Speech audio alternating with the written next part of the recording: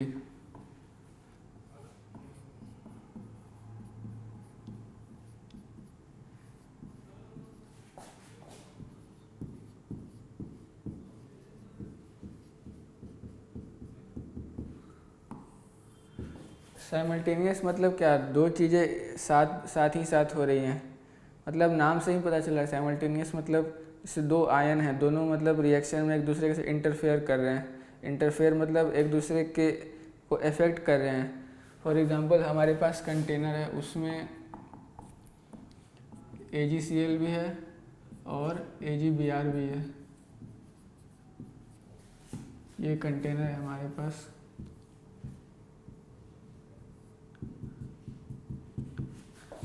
इसमें AgCl plus AgBr है। तो इसमें क्या क्या रिएक्शन हो रहे होंगे कंटेनर के अंदर। एक तो AgCl का हो रहा होगा, दूसरा AgBr का हो रहा होगा।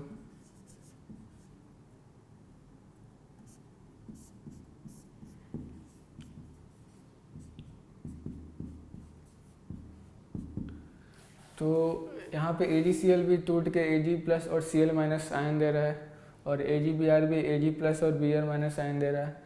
तो यहाँ पे Ag प्लस आयन दोनों में कॉमन है।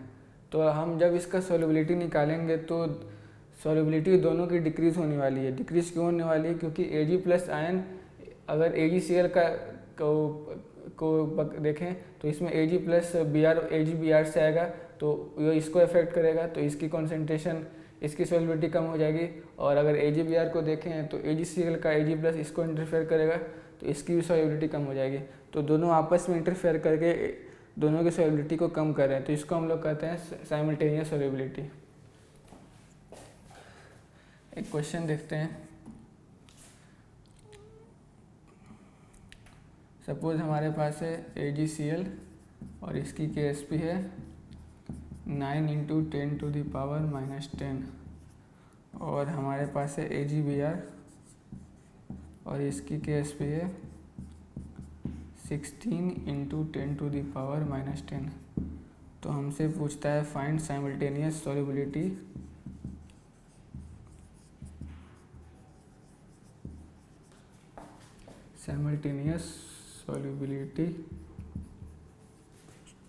Of AgCl and AgBr। तो इधर मैं दोनों का रिएक्शन लिख रहा हूँ। AgCl का क्या होगा? AgCl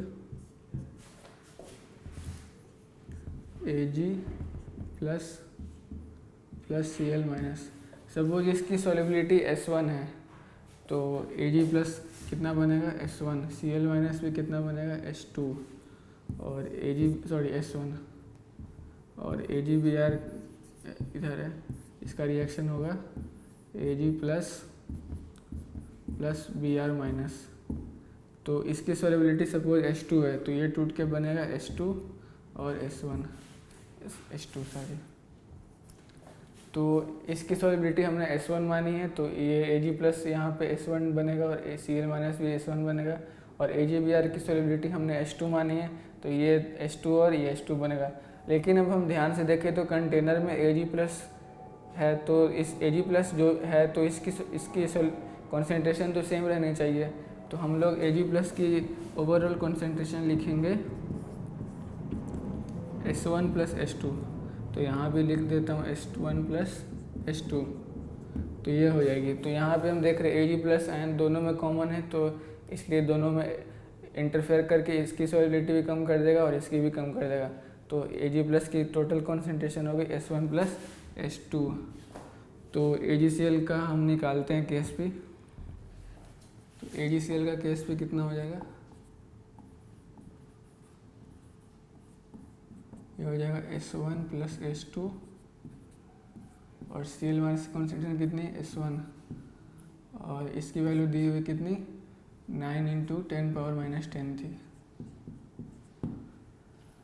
और उसी तरह KsP अगर हम निकालें AgBr का, तो ये हो जाएगा S1 प्लस S2, और Br के माइनस कॉन्सेंट्रेशन कितनी? S2 है, तो ये हो जाएगा। और इसकी वैल्यू दे रखी 16 × 10⁻⁻10। -10। तो ये इक्वेशन 1 हो गया हमारे पास, ये इक्वेशन 2 हो गया। तो हम अभी दोनों इक्वेशन को ऐड कर देते हैं, तो ये हो जाएगा S1 प्लस S2 तो दोनों में कॉमन है, और S1 S2 यहाँ से ऐड हो जाएगा। तो और ये हो जाएगा इधर 25 इंटू 10⁻⁻10। तो ये एक्चुअली क्या हो गया, S1 प्लस S2 का होल स्क्वायर। इसकी वैल्यू होगी 25 इंटू 10⁻⁻10। तो इस दोनों तरफ अंडर रूट लेते हैं, तो S1 प्लस S2 की वैल्यू क्या हो गई, 5 इंटू 10⁻⁻5।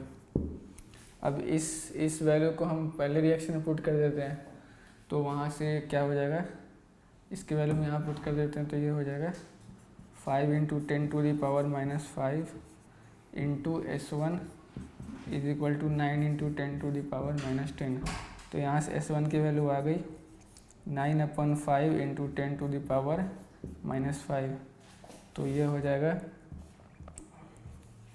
1.8 इंटू 10⁻⁻5। तो ये हो गया S1 की वैल्यू। और S2 की वैल्यू कितनी हो जाएगी, S2 की वैल्यू हो जाएगी, इस S2 की वैल्यू हो जाएगी, इसमें पुट कर देते हैं, तो ये हो जाएगी 5 माइनस 1.8 इंटू 10⁻⁻5। तो ये हो जाएगा 3.2 इंटू 10⁻⁻5। तो ये हो गई AgCl की सोलिबिलिटी, और ये हो गई AgBr की सोलिबिलिटी। और एक्चुअली में कितना आता है, एक्चुअली में हम यहाँ देख सकते हैं सीधे AgCl की GSP दी हुई 9 इंटू 10⁻⁻10। तो ये S1 स्क्वायर हो जाता, तो 3 इंटू 10⁻⁻5 आ जाता। और यहाँ और इस साइमल्टेनियस सोलिबिलिटी में आ रहा है 1.8, तो ये कम हो गया।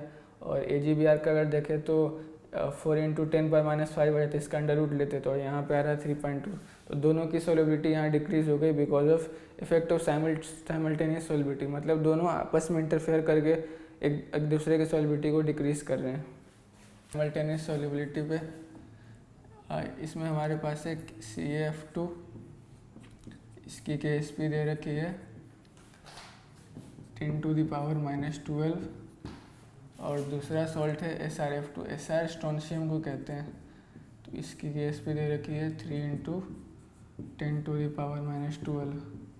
तो हमसे पूछता है दोनों की सोलिबिलिटी निकालिए साइमल्टेनियस। तो यहाँ पे हमारे पास दो सॉल्ट हैं, इसमें कॉमन है, आपको दिख रहा है फ्लोराइड आयन है F-, और ये कैल्शियम फ्लोराइड है और ये स्ट्रोंशियम फ्लोराइड है। तो सेम मेथड से प्रोसीड करते हैं हम लोग। आंसर CaF2 का अगर लिखे रिएक्शन तो ये होगा Ca2 प्लस 2F-। तो इसकी सोलिबिलिटी मान सपोज हमने S1 मानी है, तो ये हो जाएगा S1 और ये हो जाएगा 2S1।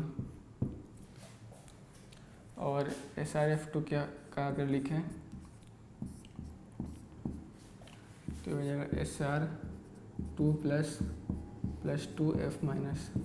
और इसकी सोलिबिलिटी हमने S2 मानी है, तो ये हो जाएगा S2 और ये हो जाएगा 2S2।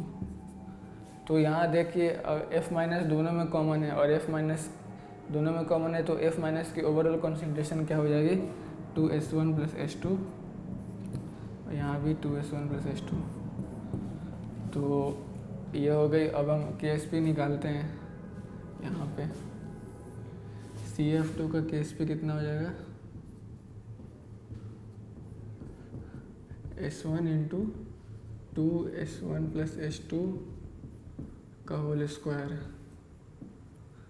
तो ये हो जाएगा 4S1 into S1 plus S2 का होल स्क्वायर।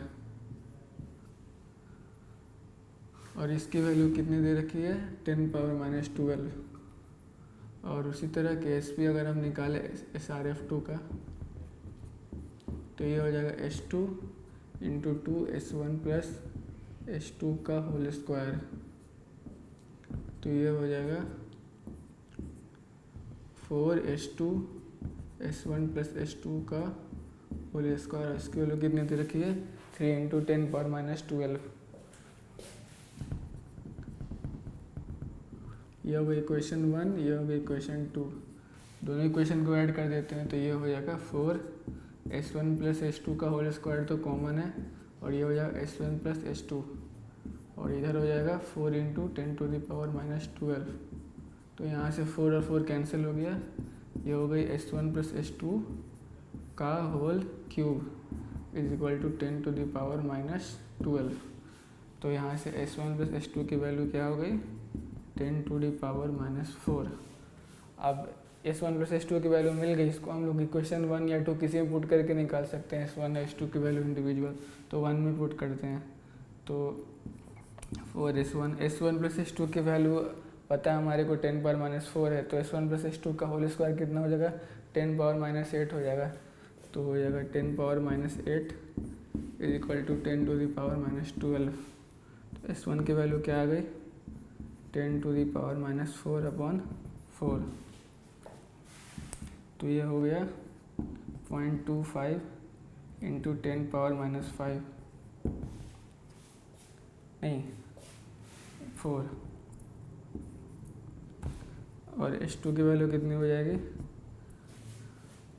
इसमें सब्ट्रैक्ट कर दे तो ये हो जाएगी 1 - 0.25 इंटू 10⁻⁻4। तो ये हो जाएगा 0.75 इंटू 10⁻⁻4।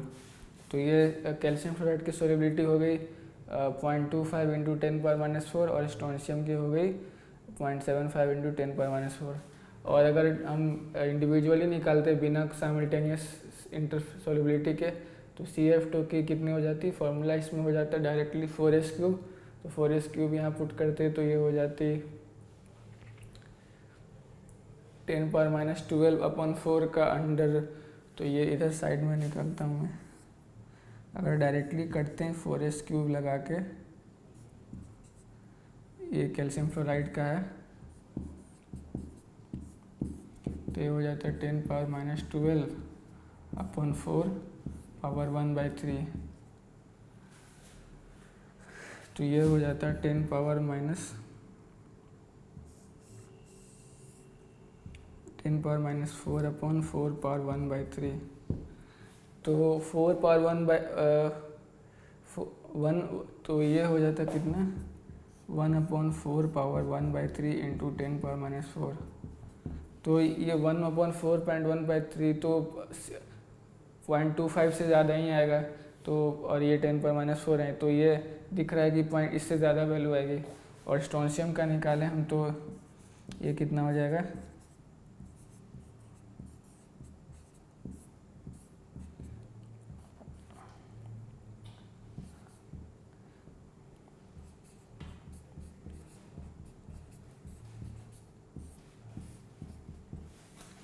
तो ये हो जाएगा 3/4 पावर 1/3 इंटू 10⁻⁻4।